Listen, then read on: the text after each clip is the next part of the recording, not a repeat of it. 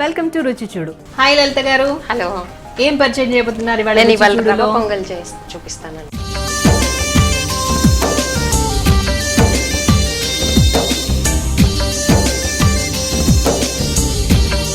Okay, మరి రవ్వ పొంగల్కి దానికి కావాల్సిన పదార్థాలు ఏంటో చెప్తారా? బొంబాయి రవ్వ, అల్లము, పచ్చిమిరపకాయలు, జీలకర్ర, కరేపాకు, ఉప్పు, ఇంగువ, మిరియాలు. కావాల్సిన పదార్థాలు చూసాం కదండి, మరి తయారు చేసే విధానం చూద్దామా? ఫస్ట్ బాణలు పెట్టుకోవాలండి. స్టవ్ వెలిగించుకొని బాణలు పెట్టుకొనేసి నెయ్యి వేసి ఒకసారి ఫస్ట్ స్టవ్ వెలిగిస్తాను. ఓకే, బాణలి కూడా పెట్టేసాం. నెక్స్ట్ దీంట్లో నెయ్యి వేయాలండి. ఓకే, సో ఈ రవ్వ పొంగలికి మనం నెయ్యితో చేస్తున్నాం అంతే. నూనె వాడతామా? నూనె తర్వాత నెక్స్ట్ స్టెప్లో నూనె వాడతాము. ఫస్ట్ నెయ్యితోటి పెసరపప్పు వేయించుకోవాలి.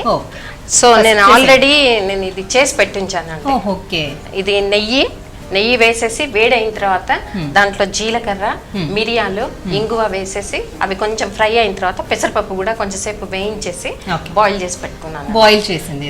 ఎగ్జాక్ట్లీ. సో బాయిల్ చేసిన పెసరపప్పు అండి. ఫస్ట్ నేతిలో జీలకర్ర అలాగే మిరియాలు వేసాము. అవి చక్కగా వేగిన తర్వాత దాంట్లో పెసరపప్పు వేసి అది వేగిన తర్వాత కొద్దిగా నీళ్లు పోసి బాయిల్ చేసి పెట్టుకున్న పెసరపప్పు ఇది. ఓకే, నెక్స్ట్ ఇప్పుడు మనం దీన్ని రవ్వతోటి చేసుకోవాలన్నమాట. ఓకే, రవ్వ పొంగలి కాబట్టి రవ్వ వేయించాలా? అవునండి, కొద్దిగా వేయించుకున్నా పర్వాలేదు, వేయించుకోకపోయినా పర్వాలేదు. ఆల్రెడీ ఇందులో నెయ్యి ఎక్కువ వేసి చేశాను కాబట్టి దీనికి అవసరం లేదు. ఓకే, సో నెక్స్ట్ ఏంటి? డైరెక్ట్ నూనె వేసేసేసి. ఓకే, 2 స్పూన్స్ సరిపోతుంది? లేదండి, కొంచెం బాగా పడుతుందండి. ఓకే, సో నూనె వేసాం. తర్వాత కొంచెం అది వేడి అయిన తర్వాత రవ్వ వేయాలి అంతేనా? లేదు, రవ్వ వేయద్దండి. ఫస్ట్ జీలకర్ర. ఓకే, సో నూనె వేగిపోయింది కాబట్టి నూనె వేగింది, ఫస్ట్ జీలకర్ర వేసేయాలి. ఓకే, తర్వాత మిరియాలు వేసేసుకోవాలండి. ఈ మిరియాలని కొంచెం పౌడర్, అదే చెప్తున్నానండి, అది కొంచెం నోటికి అలా తగులుతుంటే బాగుంటుంది. ఇది కొద్దిగా పౌడర్ చేశాను అన్నమాట. కచ్చపచ్చగా కదా. తర్వాత మెయిన్ ఇంగ్రీడియంట్ దీనికి కావాల్సింది ఇంగువ.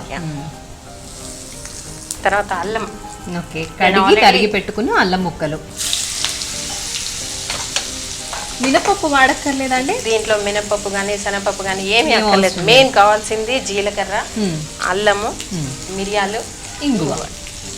తర్వాత స్పైసీగా ఉండాలి కాబట్టి రవ్వ పొంగలి అన్నాను కాబట్టి హాట్ అండ్ స్పైసీ అని చెప్పారు కాబట్టి ఖచ్చితంగా ఇది ఇట్లా పచ్చిమిర్చి వాడాల్సిందే. తర్వాత కరివేపాకు చాలా చాలా తీసుకున్నారు. కరివేపాకు కావాలి, బాగుంటుంది.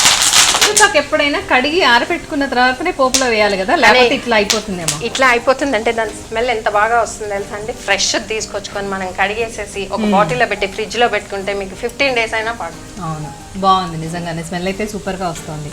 దీంట్లో ఇప్పుడు నెక్స్ట్ ఉప్పు వేసుకోవాలి. ఓకే, తర్వాత ఇప్పుడు మనం క్వాంటిటీ ఏంటంటే పెసరపప్పు 1 తీసుకుంటే రవ్వ 2 గ్లాసులు తీసుకోవాలి.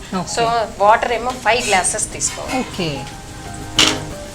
1:5 రేషియోస్ లో వాటర్ తీసుకోవాల్సి ఉంటుంది. 1:1 రేషియోలోనే రవ్వ అండ్ పప్పు. 1:2 అండి. 2లోనా? ఒక పప్పు తీసుకుంటే 2 రవ్వ తీసుకోవాలి.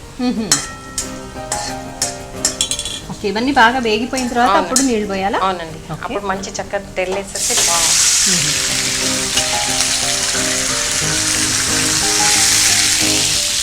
దీనికి ఈ రవ్వే వాడాల్సి ఉంటుందా లేకపోతే గోధుమ రవ్వ కూడా వాడతారా? బొంబాయి రవ్వ వేసుకుంటే టేస్ట్ బాగుంటుందండి. అది కాకుండా పెసరపప్పుకి కాంబినేషన్ బొంబాయి రవ్వే. అది కాకుండా నేను ఎందుకు ఇది చేస్తున్నానంటే ఎండాకాలం పెసరపప్పు చలవమండి. ఇది మీరు కొంచెం ఒక కప్పు మార్నింగ్ కనుక బ్రేక్ఫాస్ట్ గా తీసుకుంటే 1 o'clock దాకా మీకు అసలు ఆకలి ఉండదు. ఎందుకంటే నెయ్యి ఉంటుంది అందులో. మెయిన్ నెయ్యి మనకి కొంచెం ఇది ఫేస్ కి కానీ బాడీకి కానీ ఆయిల్ కావాలి అన్ని అంటూ ఉంటారు కదా. సో మరగనివ్వాలండి. అవునండి,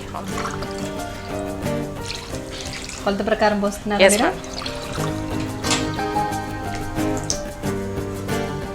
okay, so 5 glasses of water already తీసేసుకున్నాము. ఇవి బాయిల్ అయిన తర్వాత మనం రవ్వ వేసుకుంటాం అంతే కదా. ఓకే లలిత గారు, మరి ఆవిర్లు వచ్చేస్తున్నాయి కదా, మరిగేమో చూద్దామా? ఓకే, బాగా మరిగిపోయాయి కదా. ఇప్పుడు రవ్వ, బొంబాయి రవ్వ వేసి కలుపుతున్నాం. ఆల్రెడీ ఉప్పు వేసాం కాబట్టి ఇప్పుడు మళ్ళీ ఉప్పు వేయాల్సిన అవసరం లేదు కదా. ఏం లేదు. ఓకే, ఉప్మా చేసినట్టే ఇదంతా కదా.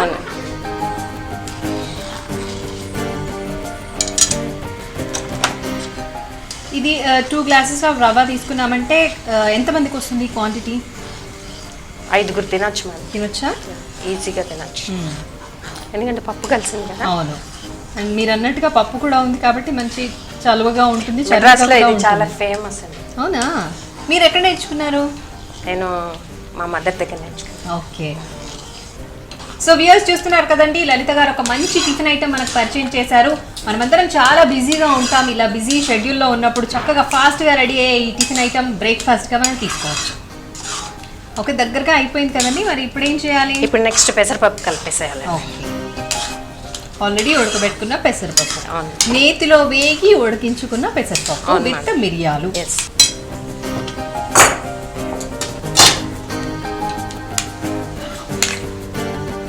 బాగా మెత్తగా ఉడికించుకోవాలా ఇవి? అవునండి, బాగా మెత్తగా ఉడికించేసుకో. ఓకే.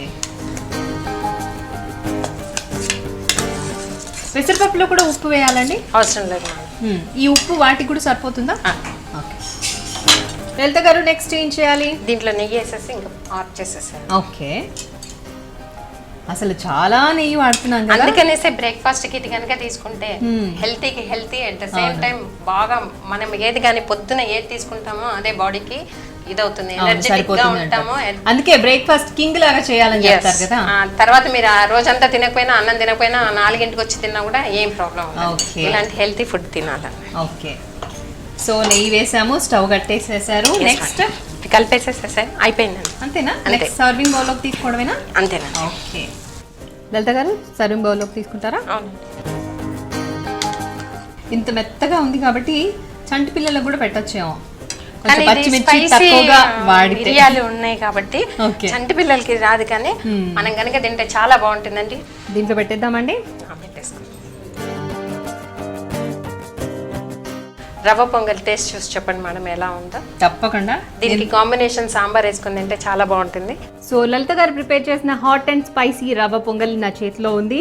మరి ఇది ఎలా ఉందో దీని టేస్ట్ చూసి చెప్తాను. ఫస్ట్ అయితే నా చేతిలో చాలా బరువుగా ఉందండి, అండ్ వేడివేడిగా కూడా ఉంది.